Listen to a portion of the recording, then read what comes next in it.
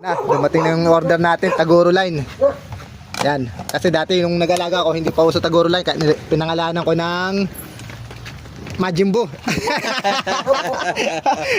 Ito, sukatin natin, tingnan natin. Ito. Tingnan yung sukat dito ha. Ang lalaki nito. Ito, nakakatakot na hawakan, no? Yung lalaki niya. Oh, ang laki. Walang jo. Laki. Sige. Huwag mo ko ipitin ha. Ito yung gato mo ha. Okay, oh. Grabe laki nito.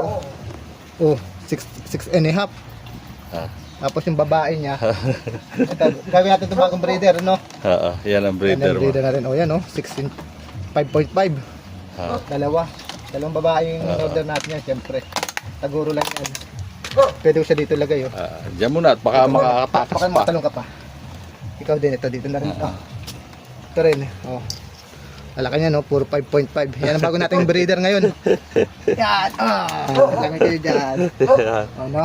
Yan. Okay. Yan yung papalakihin natin ngayon. Papalamin natin yan. Kukumpara natin doon sa, ano natin, Majimbo line.